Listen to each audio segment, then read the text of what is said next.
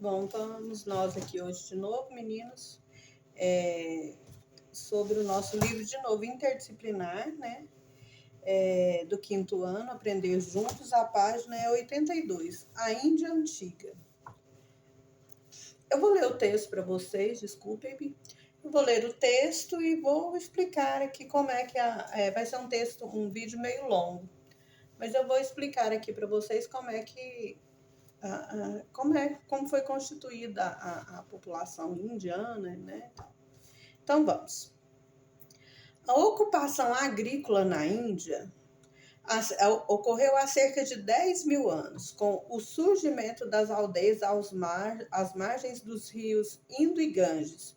Foram desenvolvidos cultivo de cevada e trigo e a domesticação de cabras e carneiros. Harappa e Mohenjo-Daro, eu não sei se a pronúncia é essa, tá? Essas cidades eram planejadas e divididas em duas partes. Havia cidade baixa, com ruas de traçado retangular, casas de tijolo de barro e pátios equipados com banheiros públicos e sistema de esgoto. Olha isso, há 10 mil anos atrás. Nela vivia a maioria da população.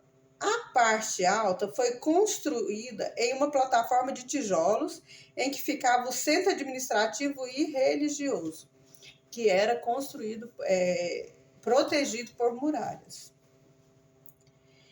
Aqui no livro tem uma escultura de carro de boi, né, feita há cerca de 2.600 anos. Vocês vão ver essa figura aí. Encontrada na antiga cidade de Mohenjo-Daro, no atual Paquistão. Essa parte aqui, essa Mohenjo-Daro, é onde hoje é o Paquistão. Há 4 mil anos aproximadamente, os arianos, povos nômades vindo da Europa Oriental, desceram os rios Indo e Ganges e ocuparam todo o norte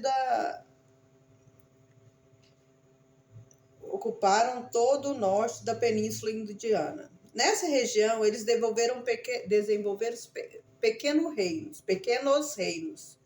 Chegaram a constituir impérios. Sob o domínio ariano, foram criadas rotas comerciais que levavam os produtos indianos para o ocidente, como algodão, pérolas, marfim e especiarias. Os arianos eram politeístas e cultuavam divindades relacionadas às forças da natureza. A mistura de sua religião com a das sociedades que habitavam as cidades da Harappa e Mohenjo-Daro deu origem ao hinduísmo. Então vamos falar aqui um pouco sobre os povos, sobre a Índia, né? A Índia é o lugar de origem de uma das mais antigas civilizações do mundo, variado com forte densidade populacional. E lá eles falam várias línguas e dialetos distintos, dialetos diferentes, né? E exprimindo por centenas de cultos e religiões as diversas formas de ser e de pensar. Tal como a Europa, não é o resultado de uma influência isolada, mas antes um espaço onde se mesclam sangues, temperamentos e dispares vivências. Dispares de vivências são vários pares de pessoas, de vivências diferentes, né? Durante o segundo milênio antes de Cristo, isso há 4 mil anos atrás, né? Idos da Ásia Central levaram as Índias a crença e saberes partilhados com outros povos indo-europeus. Aliás, os árias, que nós até falamos aqui nos textos, são os povos arianos, né? Do sânscrito Arya, com Y, que significa nobre, ou arianos, são povos indo-arianos, que englobam hindus, iranianos, persas, medos ou citas, porque os hindus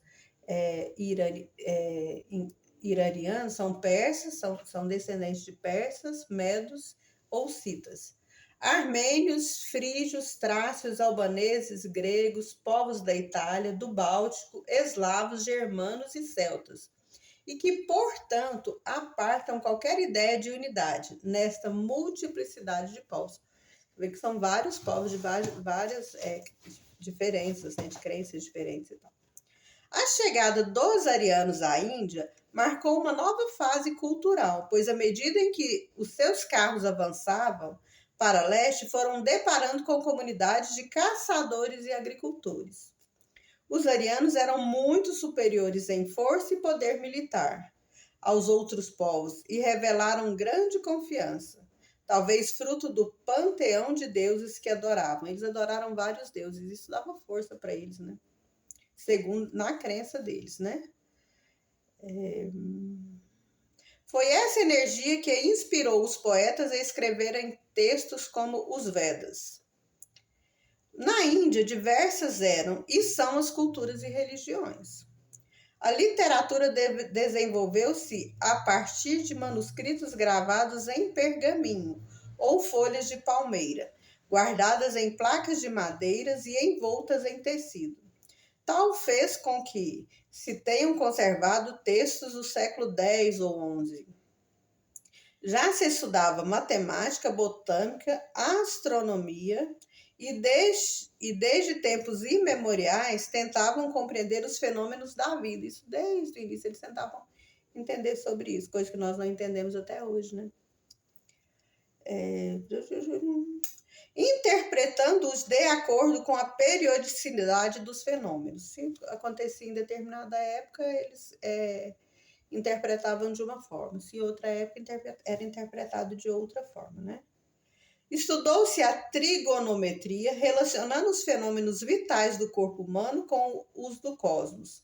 As primeiras ciências, como a medicina, a psicologia e a astronomia, tentaram estabelecer datas concretas para a celebração de ritos, bem como para a compreensão do universo.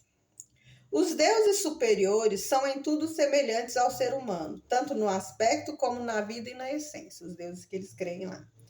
A época dos textos védicos designa-se por época bramântica, os textos cujo deus é Brahma, que é concebido como divindade masculina, tendo como esposa a deusa Saravati. Está liberto das limitações de personalidade e por isso é chamado Brahma neutro. Agora vamos voltar aqui para o nosso texto, né, na atividade número 1. Para contornar de azul as expressões do quadro a seguir que estão ligadas à história da Índia Antiga. Nós vamos olhar aqui, nesse quadro aqui, essa escultura aqui que foi feito falando sobre Contorno de azuis, a expressão do quadro, desse quadro verdinho que está aqui. As expressões do quadro a seguir que estão ligadas à história da Índia Antiga. O que são? Que tem várias sugestões. Agricultura, rios Indo e Ganges, rios azul e amarelo, arianos, politeísmos, grandes navegadores, rio Nilo e monoteísmo. Nós falamos muito aqui nesse texto sobre a agricultura, rio Indo e Ganges, nós falamos, arianos e o politeísmo, né? As outras coisas nós não falamos ainda. Então, a resposta certa é agricultura, rios Indo e Ganges, arianos e politeísmo. Agora, vamos falar aqui 82 e 83, né? Então, vamos falar aqui sobre o hinduísmo. O hinduísmo também é conhecido como brahmanismo, é a época que era cultuado o deus Brahma, né?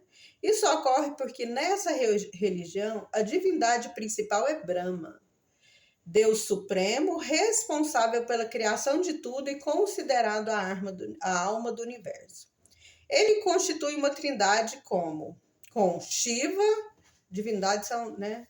Uma trindade que são três em um, né? Shiva, Deus da destruição e transformação, Vishnu, Deus responsável pela restauração e manutenção da ordem. E o Brahma, né? Então é o Brahma, Shiva e Vishnu. Os ensinamentos dessa religião formam os Vedas, um conjunto de hinos e preces, os quais, durante milênios, foram transmitidos oralmente. De acordo com os pesquisadores, os Vedas só foram escritos e organizados em 4 livros há cerca de 2.200 anos. em 2016, o hinduísmo era uma das religiões com maior número de seguidores no mundo, com cerca de 1 bilhão de adeptos. Sistema de castas. Nós vimos alguns. Sistema de castas. Na Índia antiga, os hindus acreditavam que a comunidade deveria ser organizada em castas. Isto é, grupos sociais estabelecidos pelos próprios deuses e determinados desde o nascimento. Cada casta tinha suas próprias responsabilidades e privilégios.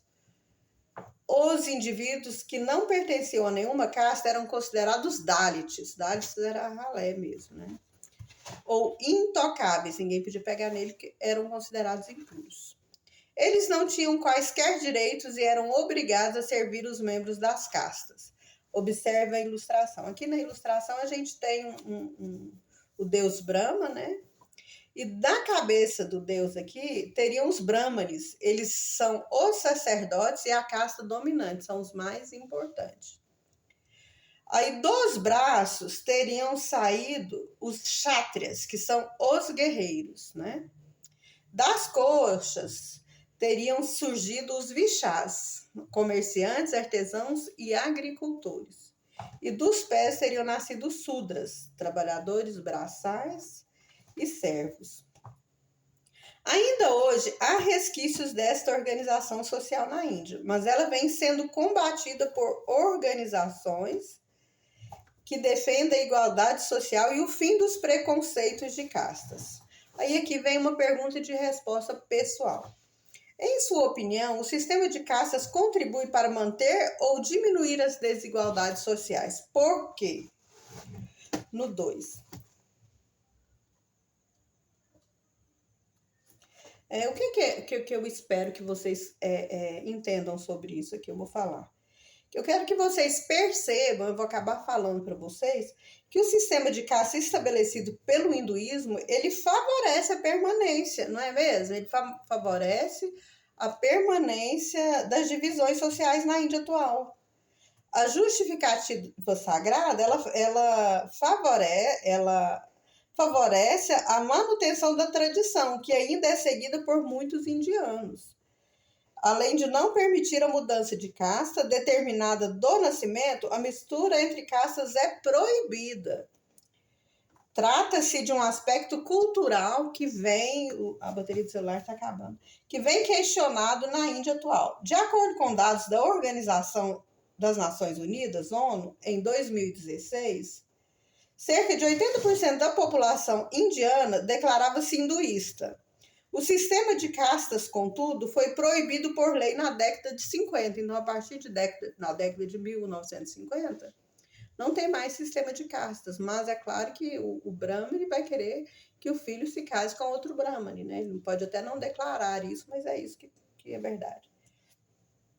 Apesar disso, muitos indianos ainda seguem essa tradição. E por isso, aqueles que eram considerados intocáveis, Dalits, são numerosos e enfrentam o preconceito na sociedade indiana. Gente, então o sistema de castas contribui para manter ou diminuir as desigualdades sociais? É claro que sim. Se eu não posso mudar de casta, se eu não tenho direito, se eu só posso servir os de castas superiores, é claro que eu nunca vou mudar a minha vida, vai ser sempre aquilo, né? Apesar de proibido por lei, ainda é um preconceito que deve ser combatido. Obrigada, gente. Então, por isso, por hoje é só. E eu vou salvar esse vídeo aqui. Eu espero ter ajudado, tá? Obrigada.